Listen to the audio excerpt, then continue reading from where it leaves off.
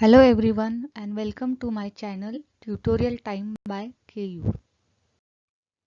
In today's session we are going to learn about structure which is used in C programming language.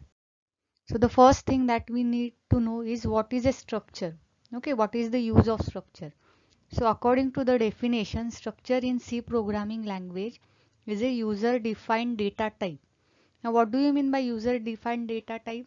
User defined data type allows you to combine different types of data types which are predefined data types like integer, we can say character, together to uh, form a new data type that is called as a user defined data type. Okay, so basically this structure is used when you want to uh, save a record about a particular thing. So structure in C programming language is a user defined data type that enables us to store the collection of different data types. So it can be integer character, it can be integer float, it can be integer float character. So any combination you can take. Now the second thing is each element of a structure is called a member. So if you are combining, for example, four different data types, for example, if I want to store a record about a student, it can be his name, it can be his roll number, his marks, his percentage. Okay, so all the different elements in that structure are called as the member of that structure. Okay, now the advantage of structure over array is that it can combine different information. So basically in array, for example, if I have defined an array, integer array a1 of 20. So I can here, what I can do, I can basically store records of 20 different integer values. Okay, so I cannot store anything like any character or any floating point number. So this is the limitation of array. Okay, so but in this case if I want to store information record, so record can contain integer type of data, it can contain floating point numbers, it can contain address, like it can contain a character string. Okay, so it is a record and it needs different types of data types that needs to be combined. Okay, so this can be made possible only using the structured data type. Okay, so that is we can record any information about a book, we can record the information about student, we can record the information of about a person using the structured data type. Now here I have given one example of a structure. Okay, so how you can write a structure using a C programming language. Okay, so basically in C programming language, the first statement is always hash include. So first statement is hash include stdio.h and the second one is hash include string.h. Now what do you mean by hash include? So there are some predefined functions. Okay, so that functions predefined means that are already there in the library. Okay, we don't need to write that functions again and again. Okay, so we only use them. Okay, so we have to include such libraries in our program first. So we are using the stdio functions from the library stdio.h.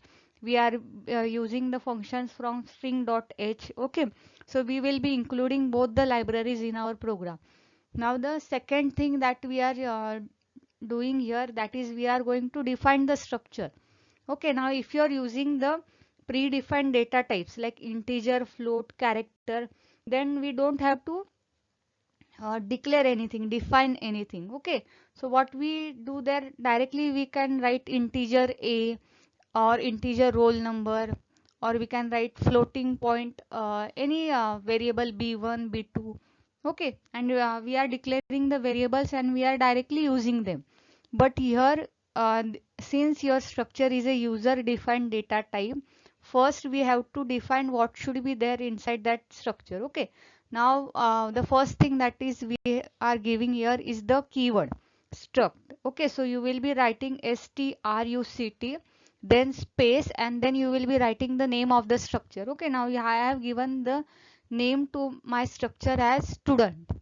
Okay, why? Because I will be uh, saving the record of different students. Okay, so here capital S student. Okay, so you can give any name, but you should remember what name you have given.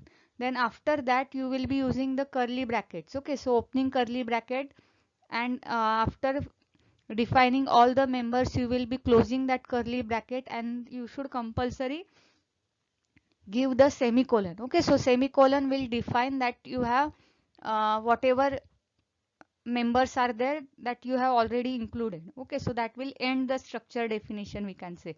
So here what I have given, the first member of my structured student is roll number. Now I want to save the roll number of the student. Roll number, generally it is a number. Okay, it is a integer value. So I have given the data type int. So int roll number, to end that statement I have given the semicolon. Then I want to save the name of that student. So it is a character array. So char name, and maximum I will be 15 character values I can accept. And similarly the address is also a character string, we can say, and it can have at the most 25 values, 25 characters, we can say. And the last one is also the character city, where I will be saving the name of the city of the student, and maximum he can give 15 characters. Okay, now these values you can change according to your requirement. Even if you want, you can add more members to this structure variable. Okay, so here we have defined a structured student with the keyword struct space the name of the structure that I have given student. You can change that, opening curly bracket, closing curly bracket, and after that we have should give always a semicolon. Inside this both the curly brackets there will be the members. So four members I have defined. First one is the roll number, second one is the name, then address and city. So all the four things I will be recording will be the record of my student. Now after this the next thing is how to use this structure in program. Okay, now I have declared my structure. Now the next thing I should know how I can use that in the program. Okay, now every C program will always have a main function. Okay, and it will always return a value. So always your main is having integer return value. Okay, so int main, and inside that we are going to use our structure. So first thing is the opening curly bracket. At the end of the program there will be the closing curly bracket that will end our program. So inside the opening curly bracket we will be declaring some variables. So the first thing that we should do is the variable declaration. Now what type of variables we are declaring here? So we have to declare the variables of the structure student that we have uh, created in the above part of the program. Okay, now here I am going to declare two variables. The first variable is s1 and the second variable is the s2. Only two records I am going to save. First record of the first student, and the name of that variable is s1. Then the second record of the second student, and the name of that variable is s2. So how to declare? First the keyword struct space the name of the structure, that is student, space the variable name s1, then give the semicolon. Similarly you can declare the second variable struct space then the name of the structure student space and then the variable name, that is the s2 and semicolon. So this is called as the declaration. So first we have declared the variable s1 of structure type student, and second we have declared the variable s2 of structure type student. Now after declaring the variable, the next thing we have to do is we have to assign the values. Okay, now we are creating the record, so we should assign the values to that record. Okay, so we are going to first we will assign values to all the members of structure variable s1. Okay, now how to do that? For example, if it is a integer value or if it is a normal float value, like that, if there are basically numbers, so you can use the equal to sign. Okay, how it will be? The name of the variable, for example s1 is the first variable, so s1 dot roll number. So I am of the structure variable s1, the first member, that is the roll number, I am assigning the value 1. Okay, so that after 1 you will be giving the semicolon. Now all the other three members of that structure variable, they are basically string. Okay, so for assigning any string value, we are using the string copy function. Now string copy strcpy is a ready-made function or predefined function that is already there in the string library. Okay, that's why in the first statement of the program we have included hash include string.h. Okay, why? Because we are going to use this string copy function. Okay, now what this function will do, it will be copying whatever values are there. Okay, now what I want to do here, I want to copy the name Keyur to the variable name. Okay, that is there in the structure variable s1. Okay, so I will be giving the name, assigning the name to the structure variable s1, that is ku. So how is the syntax?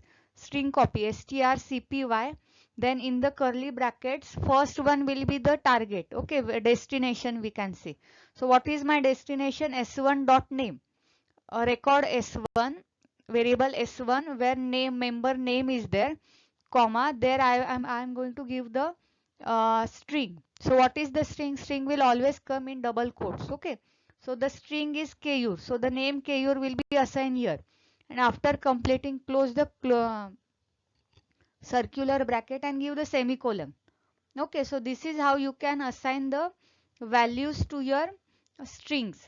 Okay, so same thing I have done with the address strcpy s1 dot address. Why s1? Because I am assigning the values to the first variable, structure variable s1. So s1 dot address comma, in double quotes there will be mg road. Okay, so this is my string. You can change your string, closing bracket semicolon, and the third value strcpy s1 dot city comma Pune. Okay, so the third value that is in my record is the Pune, that is the city. Now the next thing is we are going to do is the same thing. Okay, now just like we have done for S1, we are going to do for S2. That is, I am going to save the record of the second student S2. Same thing, S2 dot roll number is equal to 2. Then string copy function will be there for name, address and city, where you can change the values. So in the name section I have given the value as Sanvi. Second address I have changed it from MG Road to Paul Road, and the Pune city is Pune. Okay, you can change according to your requirement. Now we have created the structure, then we have declared the variable. In the third step we have assigned the values to the members of the variables, okay, of your structure variable s1 and s2. Now the next thing that we are going to do is we are going to print the record. Okay, first we will print the student record s1, and in the second part we will print the record of student s2. Now to print anything using the C programming language, we are having the printf function. Okay, so printf in opening and closing curly brackets, first thing is that in double quotes we have to give what type of variable it is. So first thing is the roll number. So here we will be using %d. Okay, so before that we will be displaying a string. So that will identify that what type of information it is. Okay, so student roll number equal to %d comma s1 dot roll number. So that will be the first roll number of record s1. Similarly, printf student name is equal to %s. Now why %s? Because it is a character array. It is a string we can say. And comma s1 dot name. Similarly for address, printf student address is equal to again %s comma s1 dot address.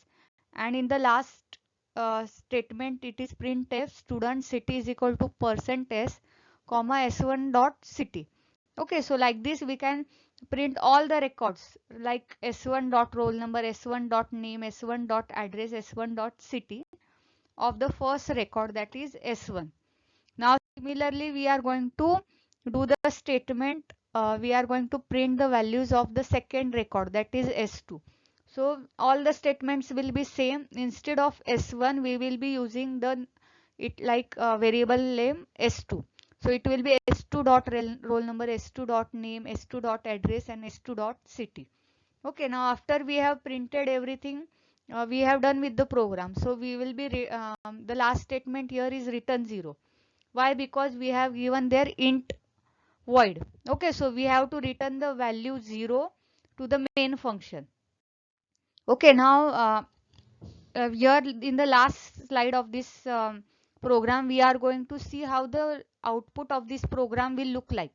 Okay, now here you can see the output of this program is student roll number is equal to 1, student name is equal to KU, student address is equal to MG Road, student city is equal to Pune, student roll number. Again, now this is the second record. So that what values we have assigned, that will be displayed. So student roll number is equal to 2, student name is equal to Sanvi, student address is equal to Poud Road, and student city is equal to Pune. So this is how when we display the record, when we use the printf statement, and when we access each and every member of the structure and display, this is how the record will be printed. So this was all for today for the structure. To provide any suggestions or questions, you can click on the below link. Okay, so that is a Google form link. You can go there and you can post your questions or queries or any suggestions if required, or you can also mail your suggestions to tutorialtimebyKeyur@gmail.com. Thank you for this video. Please like and subscribe my video.